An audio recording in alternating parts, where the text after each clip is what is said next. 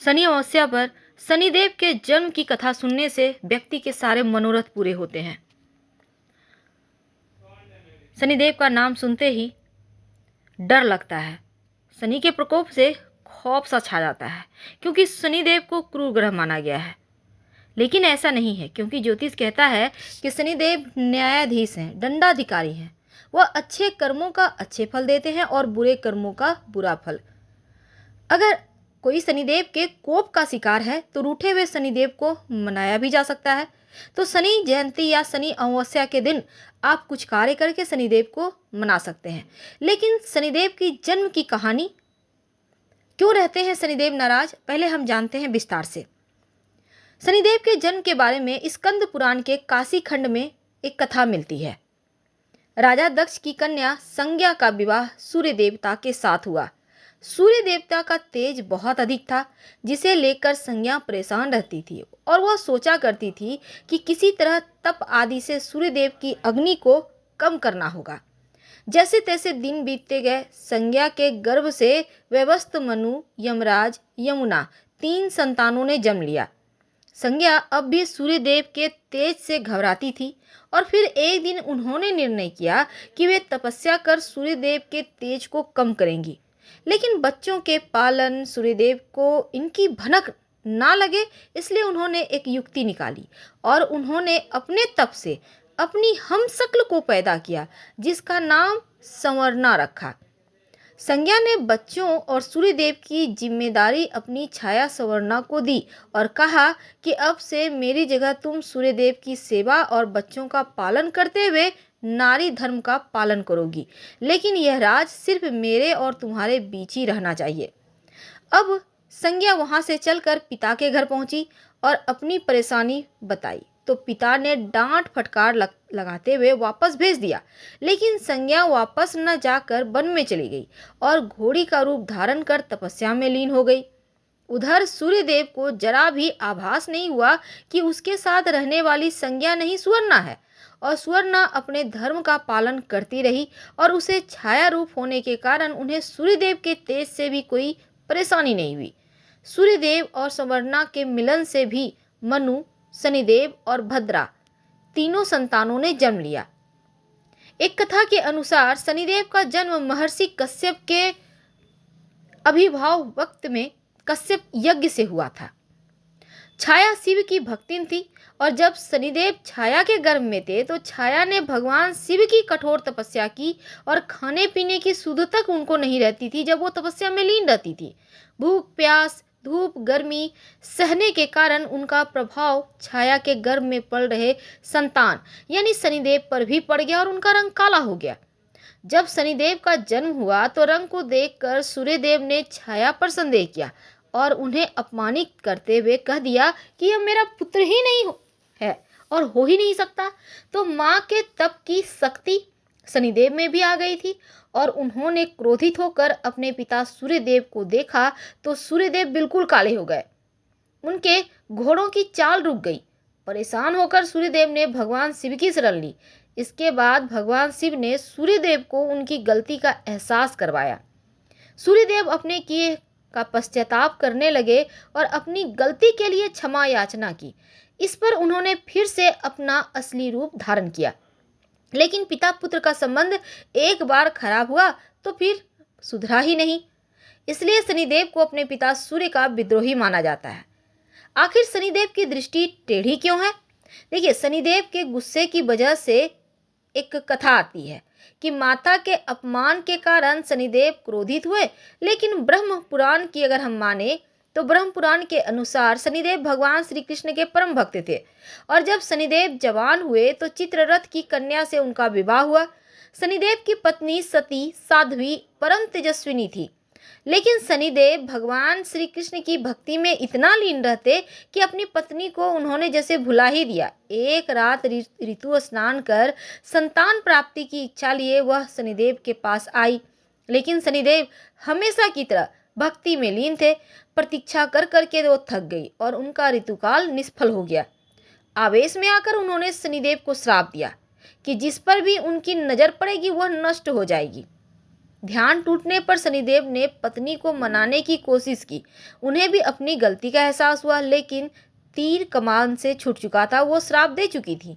तो अपने श्राप के प्रतिकार की ताकत उनमें नहीं थी, इसलिए शनि देवता अपना सिर नीचा करके रहने लगे। तो शनिदेव की कथा में राजा की कथा आती है कि कैसे राजा को अंग भंग करवा दिए शनिदेव। पौराणिक कथा के अनुसार प्राचीन समय में एक बार सभी 9 ग्रहों सूर्य, चंद्रमा, मंगल, बुध, बृहस्पति, शुक्र, शनि, राहु, केतु में विवाद छिड़ गया। इनमें सबसे बड़ा कौन है? सभी आपस में ही लड़ने लगे और कोई निर्णय न होने पर देवराज इंद्र के पास निर्णय कराने पहुंचे। तो इंद्र इनसे घबरा गए और इस निर्णय को देने में अपनी असमर्थता जताई। लेकिन उन्होंने कहा कि इसमें पृथ्वी पर राजा विक्रमादित्य हैं, जो कि अति न्यायप्रिय हैं और वे ही इसका निर्णय कर सकते हैं। सभी ग्रह एक साथ राजा विक्रमादित्य के पास पहुंचे और अपना विवाद बताया, साथ ही निर्णय के लिए कहा। राजा इस समस्या से अति चिंतित हो गए, क्योंकि वे जानते थे कि जिस किसी को भी छोटा बताया वही कुपित हो जाएगा। तब राजा को एक उपाय सूझा। उन्होंने सोना, चांदी, कांसा, पीतल, सीसा, रांगा, जस्ता, अभ्रक और लोहा से 9 सिंहासन बनवाए और उन्होंने इसी क्रम में रख दिया। फिर उन सब से निवेदन किया कि आप सभी अपने अपने सिंहासन पर स्थान ग्रहण करें। जो अंतिम सिंहासन पर बैठेगा वही सबसे छोटा होगा। तो लौह सिंहासन सबसे बाद में होने के कारण शनिदेव सबसे बाद में बैठे, तो वही सबसे छोटा कहलाए। तो शनिदेव सोचे कि राजा ने यह जानबूझकर किया है, तो उन्होंने कुपित होकर राजा से कहा, राजा तुम मुझे नहीं जानता। सूर्य एक राशि में 1 महीना रहता है, चंद्रमा 2.25 दिन, मंगल 1.5 महीना, बृहस्पति 13 महीना, बुध शुक्र 1 महीना विचरण करते हैं, परंतु मैं 2.5 से 7.5 साल तक रहता हूँ। बड़े बड़ों का मैंने विनाश किया है। भगवान श्री राम की 7.5 आने पर उन्हें वनवास तक दिलवा दी और रावण के आने पर लंका को बंदरों की सेना से परास्त करवा दिया। अब तुम सावधान रहना। ऐसा कहकर कुपित होते हुए शनिदेव वहां से चले गए। अन्य देवता खुशी खुशी चले गए और कुछ समय बाद राजा की 7.5 आई। तब शनिदेव घोड़ों के सौदागर बनकर वहां आए और उनके साथ कई बढ़िया घोड़े थे। राजा ने यह सब समाचार सुना तो अश्वपाल को अच्छे घोड़े खरीदने की आज्ञा दी। उसने कई अच्छे घोड़े खरीदे और एक सबसे अच्छा घोड़ा राजा को सवारी हेतु दिया। राजा ज्यों ही उस घोड़े पर बैठा तो घोड़ा सरपट वन की ओर भागा।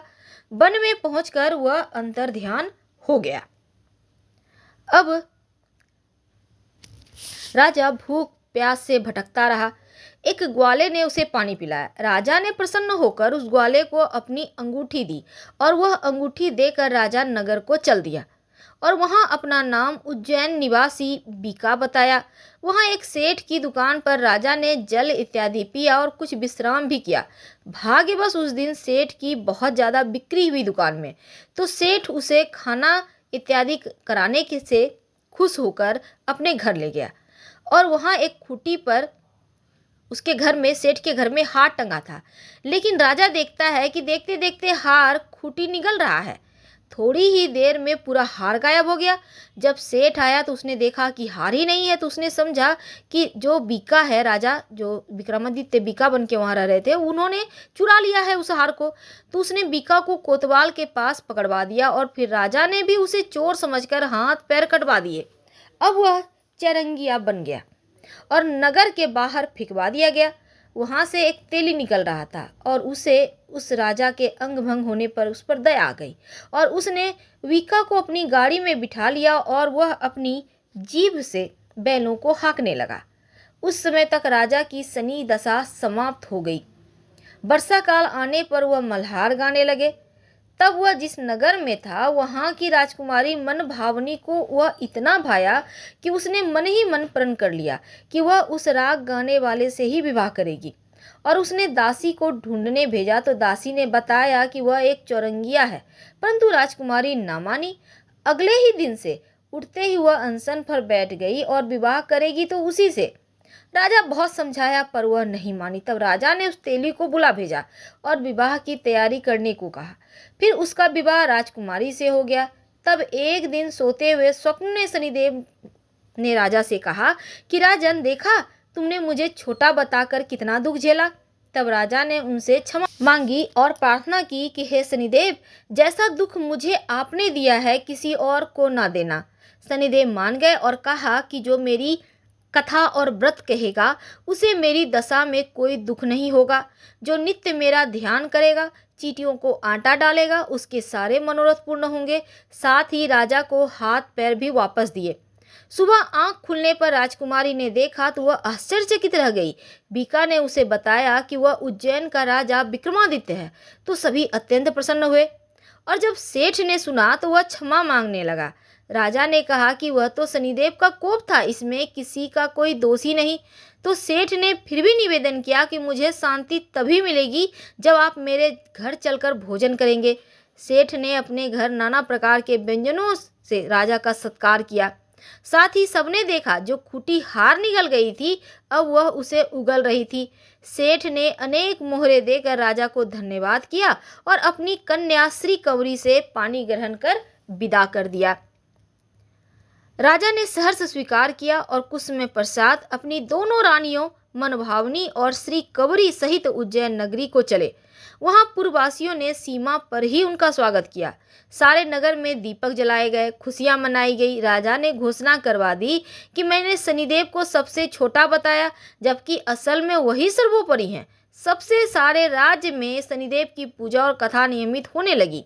सारी प्रजा ने बहुत समय खुशी और आनंद के साथ बिताया। तो जो कोई शनिदेव की इस कथा को सुनता है या पढ़ता है, उसके सारे दुख दूर हो जाते हैं। हर हर महादेव। धन्यवाद।